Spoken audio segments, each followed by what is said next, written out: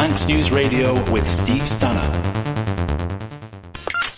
Hello and welcome. You're listening to Radio Manx News, the home of non-stop classic tunes. Northern Soul is like a religion, really. It's an escapist scene for escapists. It was just this sort of fantastic energy. Oh man, it was such a buzz. The dancing was tremendous. I mean, it was spectacular. Just music you hadn't really heard before. And the dancing was awesome. Everybody seemed to know each other. It was freedom and liberty. The main thing was the music was fucking immense. You have the dancers, you have the DJs, and you have the collectors, and it's all linked in. It's a lifestyle. And they look good, they feel good. It's responsible for loads of things, and for a lot of people. Literally, it was the biggest, by far the biggest discotheque the world's ever seen. Northern Soul's fast rate 60s soul music to dance to and spin to and talk about and have love affairs too. It was just embraced by a community. Yeah, it's an addiction. It's the hook. In 2.5 minutes, life is magic. There's something cool going on up north. When people get into something and it takes over their lives, you know, they don't want to let it go. You get out on that dance floor and you rock it. For me, that is quintessential Northern Soul. It's about the moment, the time, about breaking new records, getting up, going out, dancing and love. Shit made me bald though, look.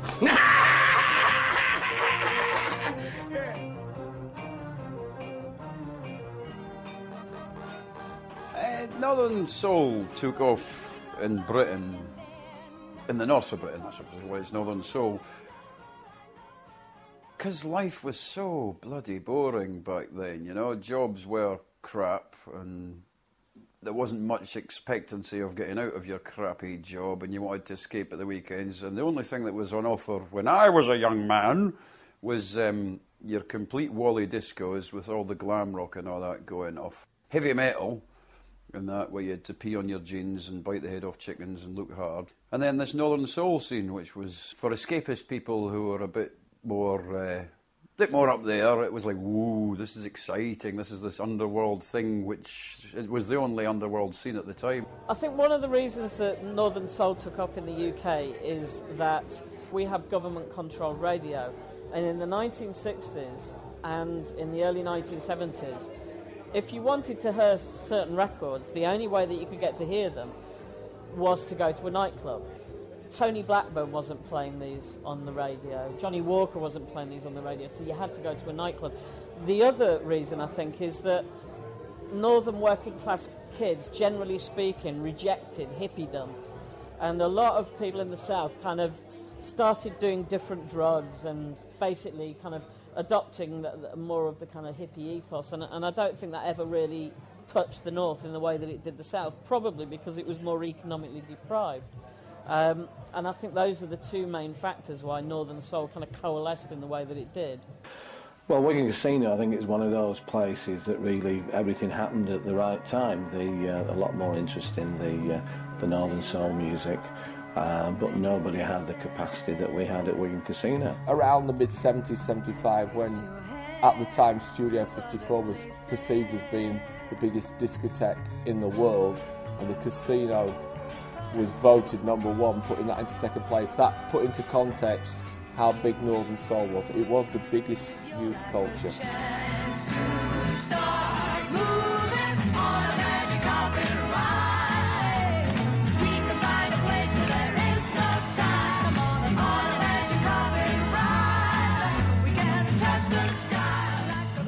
Could really emulate the place itself, the dance floor, the friendliness, the DJ, roster, etc., and really the sounds that we were producing. You were having to queue for 3 hours to get into a crumbling, decrepit building. People lived and breathed for the casino, and to be honest with you, if the capacity at that time had been 10,000, then I think they would have hit lockout every time. It was simply the biggest thing ever. One of my girlfriends said to me, you need to come to Wigan. So then we all jumped on a train. straight from work, jumped on a train, got down there and was just totally won over by the atmosphere. Everybody was really friendly, there was no fighting, there was no bags getting stolen, it was just fantastic. People just on the floor dancing their socks off all night long. It was fantastic and we just got hooked. I'd drop my bag out my bedroom window and then tell my dad I was off to clean my shoes and just fuck off for the weekend basically and not come back. Everybody would be doing their normal 9 to 5 jobs all week. And when the weekend came, it was on with the short socks, the long skirts and t-shirts, and off down to Wigan. I used to get turned back hitchhiking all the time. I go onto the A1 hitch, the police have stopped me. By that time they knew me. Oh, Paul, yeah, get back, you're not old enough to hitch. We would go to Sheffield, do their midnight session, and then go somewhere else, the Wigan Casino, and do the late night session, 4 o'clock in the morning. Carrying the Hammond organs and shit through the audience, right? You know, no back doors. You gotta carry it through the audience. And when one group finishes, next group pop on. That group finishes, the next group pop on. Oh man, it was such a buzz. There was lots of kids travelling from Aberdeen all the way down to Bolton, which was unheard of. Most people would never travel that far just to have a dance. A lot of people remember the Northern Soul scene for the dancing, because the dancing was tremendous. I mean, it was spectacular, you know. I was quite good myself. In the early 70s or mid-70s, it was a pounding dance beat that was needed to get people on the dance floor. You got what they used to call 100-mile-an-hour dancers. Certain records that were probably considered more for the boys, big stompers where they could do their high kicks and their spins and splits and all the rest of it, and the more melodic ones are more the girly tunes. I was in a shit environment that I hated, doing stuff I didn't want to do, and I loved dancing. It was the first time a northern male was it was okay to dance. The reason that Northern Soul dancing took like the jazz dancing of the 40s or the rock and roll dancing, which had gone before, and took it to a different level, was martial arts. When we first went, it was like just like the basic rock and roll dancing, backdrops and all that, a bit of spin into the splits. But then when Bruce Lee arrived, whoomph, it all changed. You know, and that bugger's just gone up the wall and landed on his head and spun here, and his legs got, right, I've got to do that, but I'll do it with one hand. Yeah, I used to practice in my mum's living room with my little brothers and my sister. And we'd all put our caps on our heads. And my little brother used to do the splits. I'd show them how to spin. And we used to do little shows on a Friday night for my mum. And I remember the first guy I saw dancing was a guy called Stock, and I saw him dance to this record, and I was like, all these women looking at him, I was like, fuck, I want to be him, mate. I used to go to the Taekwondo club when we were training, and I'd practice wee dance moves afterwards. I've got to work someone out to beat these bastards. You know, I destroyed half my mum's living room and the ornaments practising acrobatics, you know, because a little council house practising these moves. And so there was a great sense of freedom dancing to records, you know, when you hit a spin right and whatever. It was empowerment if you crap at everything else. Ooh, my legs can do this and that, and I can do that on the floor, so I'll go round there, I'll do a hook and kick, spin round, woof. When you go to your first all-nighter, you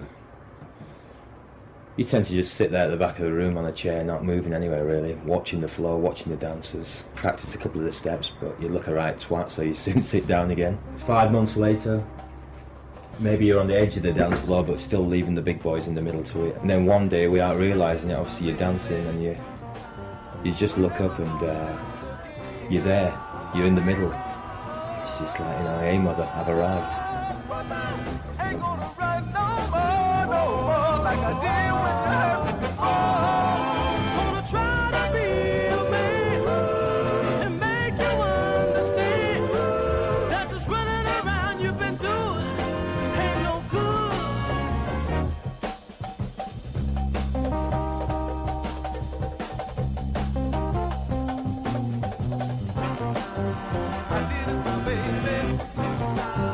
I'm never gonna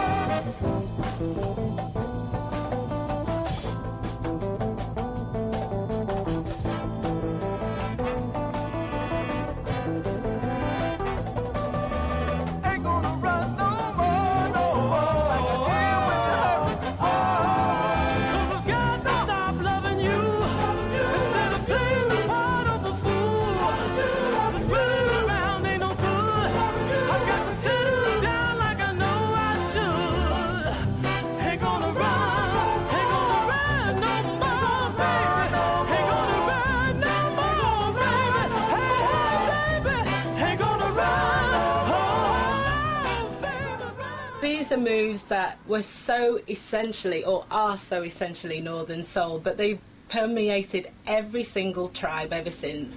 You know, you see the drops in hip-hop, breakdancing, you know, that whole competitive spirit of who can do the better spin, who can do the better drop, you know, challenging each other on the dance floor. It's all there, and it's all Northern Soul. And the dancing was awesome. Some of those kids were just fantastic. I mean, you're talking pre-break dancing, you know, but serious showing off, but wonderfully fit, you know, people. And the great thing about it was that the clothing was this part of saying, look at me, I've got a jacket with 2 pockets. Look at me, I've got a jacket with 3 pockets. Look at me, I've got a vent that's 12 inches. They started off, you know, normal trousers and slowly got wider and wider. And then, of course, they got higher in the rise, and the waistbands got higher and higher.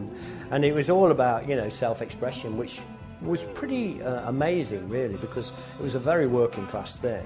To be a working class kid and to think about how you looked was actually quite, you know, quite unusual and quite different. You know, different. Your probably dad thought you were, you know, what's he looking? What's he worried about how he looks? You know, it's like, you know, be a serious bloke, you know, stop messing about, you know. But they just really went for it. And of course, the thing I loved the most was all the badges, you know, they like Night Owl and All-Nighter, and of course they used to sew them all over their vests and over their bags. And they used to take those beer mats, the cloth beer mats, and then sew those onto the back of their trousers or onto their bags or whatever. So it was very creative stuff. Well, fortunately for me, I can sew. I used to make quite a few of my own skirts and stuff. Most of them had like pleats in them, so that when you done your spin, they stuck out at an angle. You could do your little swish to stop your skirt from going round. There wasn't very many places that you could go and buy a full circle skirt. We would be scouring every shop, every boutique to find a skirt that done the job. And then everybody, of course, had this, you know, like bag, which was like a sports bag, and that was used for taking a spare change of clothes in, because it got so hot and sticky and smelly, probably. You could never go to Wigan without your bag, and in your bag would be your clean t-shirts, clean undies, the big knickers, so that when you done your spin you weren't exposing yourself, and probably a clean pair of ankle socks, because you had to have nice clean socks on, and deodorant, lots of deodorant. They bought quite a lot of things from me when they used to come down to the shop. In fact, not things that necessarily were part of the obvious scene. Apart from Paul Smith things, I used to get a lot of vintage from America, 501 Levi's before you could get them, you know, carpenter's pants, you know, that were very baggy. And so some of the more individual kids used to buy stuff like that, probably to look different from everybody else. I remember a solicitor was trying on a suit, and his wife was sitting there, and then there was 2 kids from the Northern Soul scene trying on things. I think it was Hawaiian shirts. I had lots of short-sleeve Hawaiian shirts. And they both came out at the same time, and the guy was in a flannel suit, and the boy was in the shirt. And he looked in the mirror. He went in front of the mirror like this, and this solicitor's wife was sitting there, like, looking. And then the guy just did 2 back flips. He went like this, and one was like, and he went, yeah, that's okay, that's fine, because that would obviously be all right for dancing in, you know. And the solicitor was in his grey flannel suit, like, amazed at all this sort of stuff that was going on. Everybody is too busy looking good, partying down. You know what I'm saying? They look good, they feel good, the women are looking good, the booze is good, the music is good. How can you not? You know, it's a place to have more glad for the stride. You know what I mean? Now, yeah. And then I had more loot for the suit. You know what I mean? Shakespeare, you know. This was everyone coming together and enjoying the music. You know, one love, one world, one spirit, really. I never heard one word bad said about anybody of anything of colour. Nobody was interested in colour. Everybody was just interested in the music and the atmosphere, and just being part of it. It was one of the best things to happen anyway for us lot of teenagers at the time. It was a safe alternative environment for like-minded people. A lot of the way you survived was either selling some of the singles that you had maybe got two of or swapping, and there was a big swapping scene going on, which was fantastic. I started collecting in 1973, and I came on the Northern Soul scene as a 13-year-old.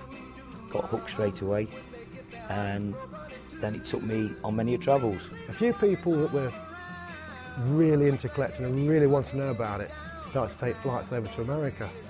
Well, these records that have been lying on dusty shelves and been sold off cheap in second-hand record shops, they were finding them. And from then, that was it. You know, the focus was going to the States. Everyone would go to the States and look for obscure label American soul, whip it back, and, you know, at that time you could go out there and it was like, you know, 10 cents each or even less, you know, 10 for $1, 20 for $1. Who the hell wants that muck? Don't you want doo-wop and rockabilly? Have this stuff. So there was very quickly a whore of a lot of tunes arriving in Britain. The cab driver took us to this record shop. It was Coachman's, which is in a place called East Jefferson in Detroit. And we walked into this store, two white guys walking into this store, and you could have heard a pin drop. There was a few people in there and everybody stopped. Afterwards, once we'd explained where we were from or what we were doing, they told us that they thought that we were police. The only white faces they ever saw in the neighbourhood were policemen. So they were very suspicious of us at first, but when they found out we'd come from England, they were very helpful. The raw music was being found. Interesting labels. Artists you'd never heard of. Things you've never seen. Most of it was made by small labels in America who were really trying to be the next Berry Gordy. They were all trying to be Motown. And because America's such a vast country, and a lot of these things relied on local distribution, they simply fell through the cracks in distribution. So often they were the kind of the failures and outcasts of wannabe Motowns throughout the whole of the United States. And everyone else had forgotten them, apart from obsessive northern working class blokes with mustaches who collected soul records. So they turned from being these failures in the United States to being incredible rarities and collector's items in the UK. I first got wind that the record was doing something when it was first released. And they told me that you had some popularity in England. But they didn't tell me just how great it was. This is the record company. We were called D-Town, but we didn't have the money like Motown, because Mike Hanks and Berry Gordy were enemies. And well, the scam goes on. I never received an accounting. They didn't want you involved in the business. They just want you to record. They didn't want you to have too much knowledge of the business. The creative end became much better, but the lucrative end avoided me, although they made it avoid me, obviously. Black people in America were suppressed, really. They got things to say, but of course they couldn't publicly say that we're black and we're being exploited by white people. You know, all the big record companies are talking about how NAFTA is ripping them off, but how many artists have they ripped off? When they're talking about, you know, deep emotions like falling in love, you know, wanting somebody, losing somebody, this kind of thing. Sometimes I seriously, honestly believe what they're saying is, we're getting shafted and we don't like it, we feel terrible, we can't say it, so our approach to this is this way. When you talk to some of the artists that come over now and they see how the British, not the British public, but the people involved in this kind of thing, how they feel about these records, I'd imagine it's, you know, it's the best payment they've ever had. And it's probably going to be the only payment they're ever going to have. I find out that the records have been very prevalent here in this country. And people have been brought up for 30 years or more on Bobby Hutton music. Now that's a mind blower. Anytime an artist is appreciated for his creation, that's the highest price that you will ever receive in life, way and above monetary values. The British people are very smart, and the disc jockeys are very smart. And somebody else is very, I don't have to say it. The shock of seeing these kids like that to the American artists come all the way to the other side of the world, to a place outside of Sheffield or Manchester or Leeds and all of that. Thousands of kids are going, "You're right, you're right, give us another tune like that, you're right." They're great dance records. They have a brilliant lyrical content, and that's what makes a great dance record. In soul, you got to get in their face. You got to tell them the story that they can relate to. My baby left me. She's breaking my heart. I got all of this and this and this, but without my baby, I ain't got a damn thing. You understand now? So the average person can go, "Hey, well, I can identify that. Hey, I ain't got mine." You can't have a king, and eat it too. You can't love her, and love me too. If you love her, let me know. If you don't need me, I'd gladly go. Can't have a king, and eat it too. Make up your mind, boy, on what you're gonna do. Let me know where I stand. Don't play with fire, cause you might get burned. Can't have a cake and eat it too.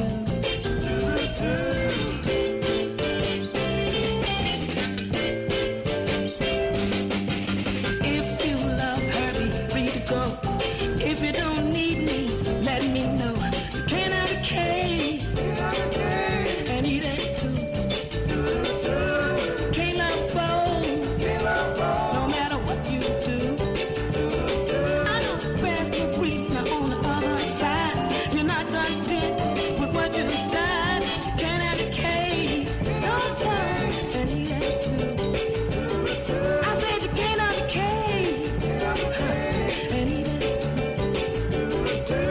You can't have a cake and eat it too. No matter what you do, you can't have a cake. You can't have a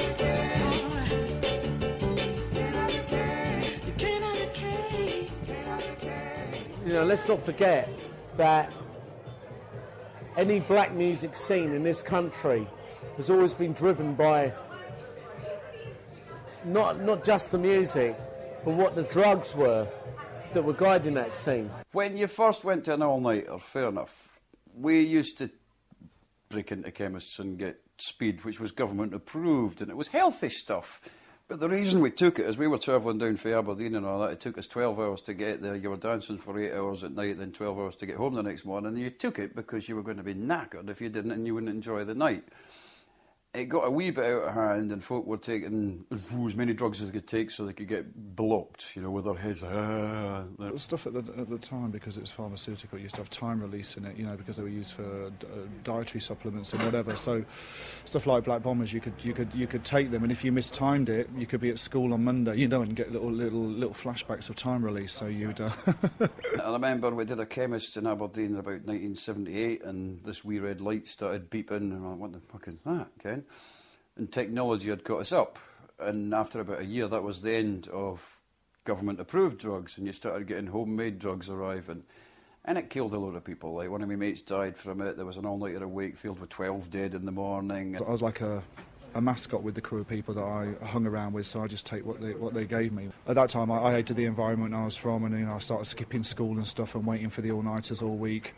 And I'd just nip out in the evenings, you know, and they'd pop stuff in my hand, and it ended up, you know, stuff like Mogidon or Tunol or whatever, and I think the mixture killed all my white blood cells, so my mum came home and found me unconscious in a pool of vomit, actually, and I went to hospital, and that was my first ban from all-nighters when I was, I think I was still at school, I think I was 16 then. The people that I actually knew, there was probably about 14 deaths in 1 year, all linked to taking the speed to keep them going all night, and then the downers to bring them back to earth the next morning, and eventually the downers overtook the speed, and they were very young, like 18, 19 years old at the time. So yeah, there was a downside to it as well.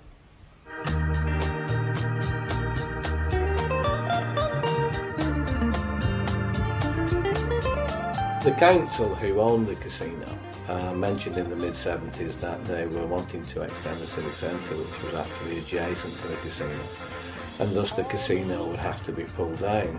So the night that I never ever wanted to go, and I don't think anybody else wanted to go, was December the 6th, 1981, because that was the time that the casino actually finished. Everybody was just clapping, we're crying, everybody's running around trying to steal a bit of the wallpaper if there was any left, the wet soggy wallpaper. Just heartbreaking really, because it was like the end of the end. Yeah, that last night was awful. It was terrible. Just left the stage then, picked up my records and went, drove home in tears really.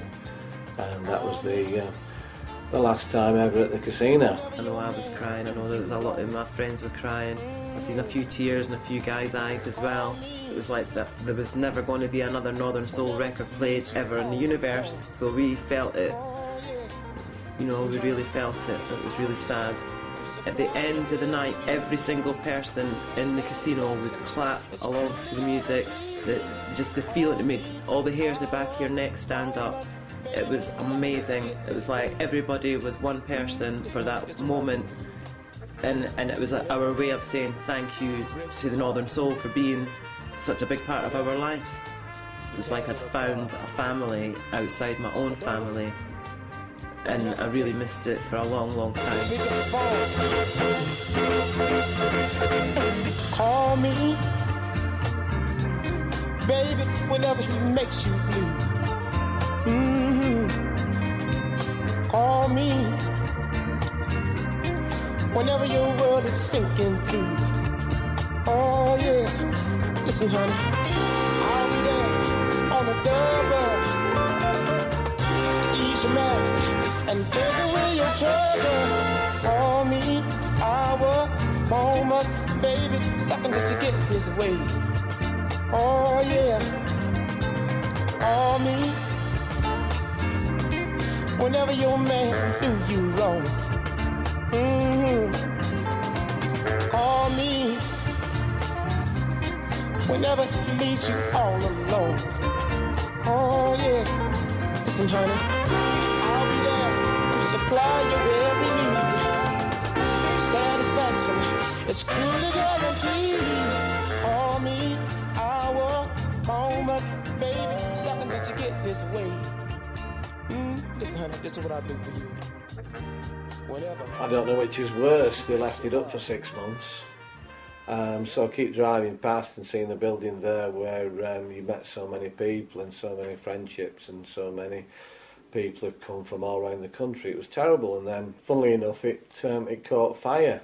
It was like just watching, everybody's hearts being ripped apart. The last thing to go was where the stage was, and in fact the grand piano that they couldn't get off the stage, so the grand piano was there really until the very, very last minute. When the casino closed, I think we really did enter the wilderness years of Northern Soul. I think the scene dwindled to probably less than 5,000 people worldwide then. There were people that tried to keep things going. There were smaller all-nighters, all these kind of venues that probably most of the people that are watching this film won't have ever heard of, but they just about kept the flame burning. Eventually we settled on the 100 Club in, I think it was late 1980, perhaps early 1981, and that was just yet another convenient club about the right size, held 300 people for a monthly dance and get together.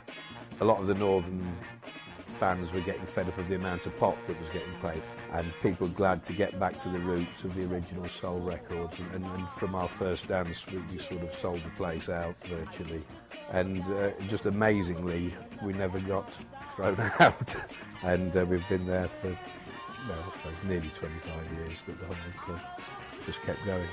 I play all around the world with my punk stuff, and I'm going to clubs in Barcelona, and there's youngsters in their early 20s, late teens and all that, coming up and asking me, have you got any Northern Soul? You used to be a Northern Soul DJ. As you probably know, I work a lot in Japan. I've been sort of over 80 or 100 times or something.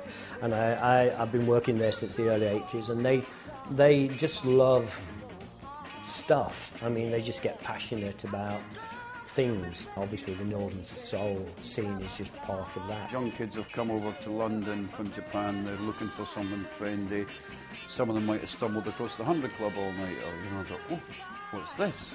Oh, this is interesting. 私が思うにノーザンソウルシーンは、関西の方が今はすごく盛り上がってると思うんですけど、でもノーザンソウルはやっぱり踊るのがすごい楽しいっていうのがあって、で私もすごく踊るのが好きだから、それでノーザンソウルにもっと興味を持ちました。第1にスピン、第2にバックドロップ、第3にキック、第4にレッグスリープ。 I did this project a few years ago where I made a lot of the old clothes again, and I bought lots of the singles that I'd found from various shops and contacts around the world, actually. And yeah, I did a bit of an exhibition in my shop in Tokyo, and it was so popular. I mean, it really was. But what was very interesting was the magazines would come and they'd be so informed about it, and they'd went, oh, you've got that, have you? You've got that single on, oh, Birmingham Bags, and you know, so they were completely clear on it. I do hang around with the, you know, all the sort of influential DJs in the States just now, and the whole lot of them are getting that attitude now. They're all like, to hell with this rubbish, let's go back to the past, it was much better. And that's a Northern Soul type spirit. I'm playing a set of records that you yourself love and you will be proud of in 100 years' time, you know, is an attitude that they're adopting. I don't think music scenes now can ever be as pure as Northern Soul because there is too much media and too much media around nowadays, especially in the UK, means that no scene gets the chance to develop in the way that Northern Soul did. Northern Soul never got commercialised because I think just because of the era it was in, I think that the era we live in now is everything, you know, everyone's business minded, so everything gets commercialised, and I think 20 years ago there wasn't as many businessmen around, and I think that's why Northern Soul stayed where it did. There's no artists, and that's no good for record companies. Record companies want an act, they want an album, they want a video. It just doesn't lend itself to that. It doesn't lend itself. It only works when you're surrounded by a load of friends, you're on the dance floor, and you're in that moment.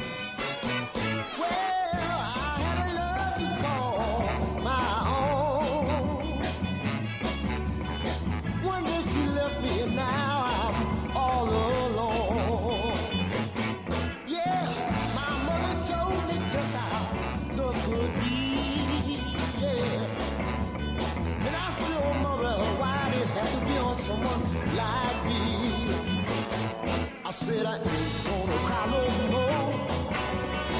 Ain't gonna cry no more. I ain't gonna cry no more. No, no, I ain't gonna cry no more.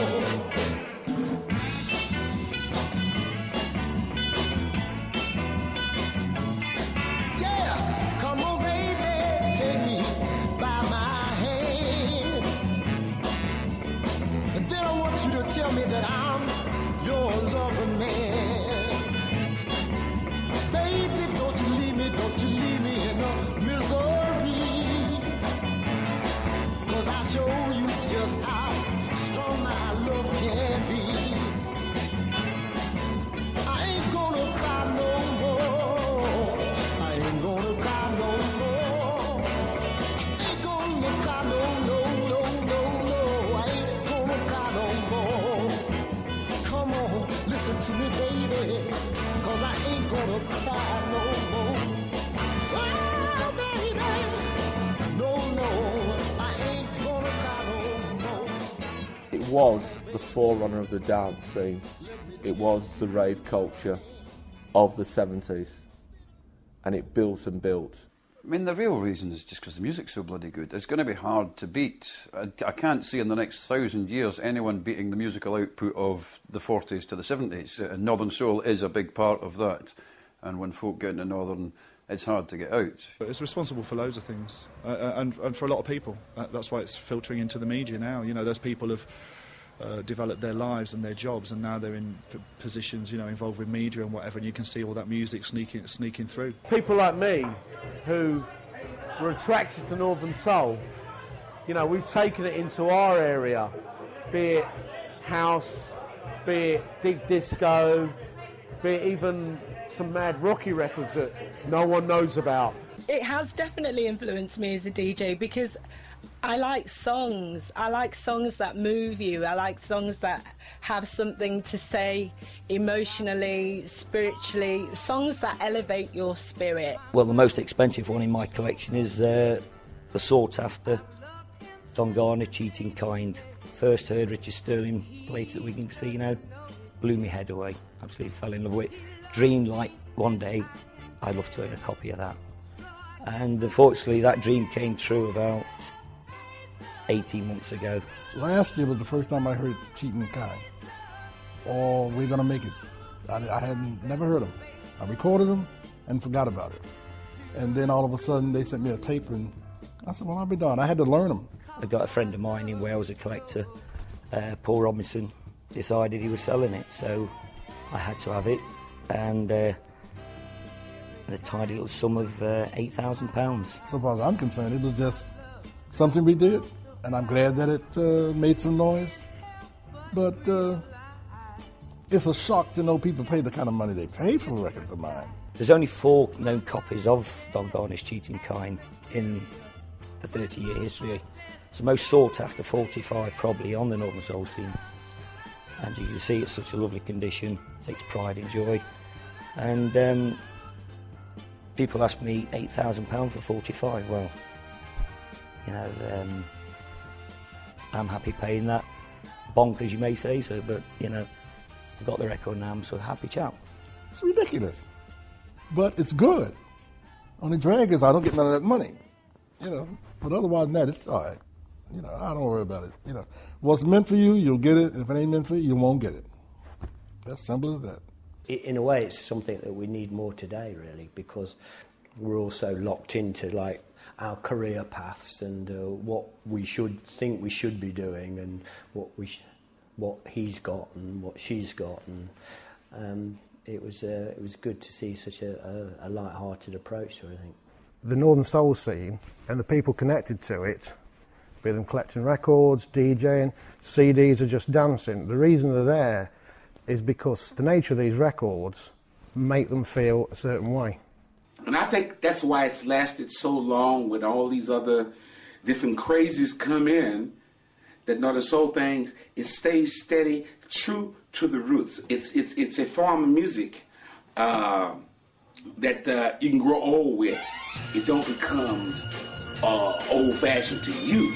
It just sounds better and better because when you look back through those years, think all you have to do is put the record on and you see old school friends. If you wanna be kissed, you got to be willing. If you wanna be held, baby, in a way that's so thrilling, you gotta open up your heart and let love come running in. If you want satisfaction, mama, you gotta have an open mind. If you wanna be a mover and a mover, you got to be willing. You gotta open up your heart and let love come running in. Whoa, darling, you don't know what love is. A tender touch can mean so much. A pretty smile is so worthwhile, and darling,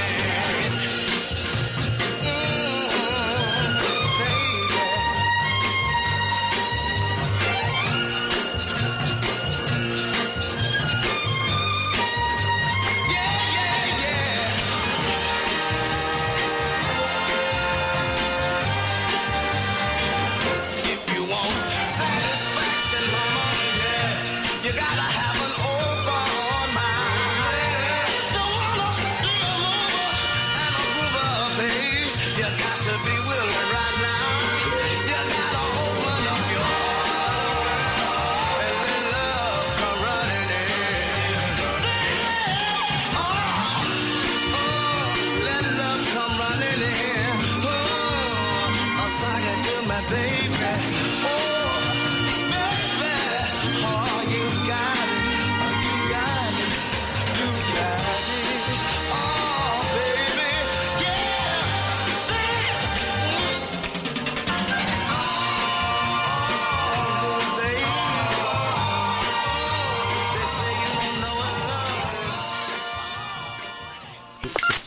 Hello and welcome.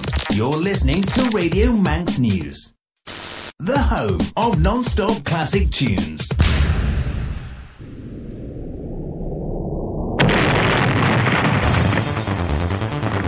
Manx News Radio with Steve Stannard.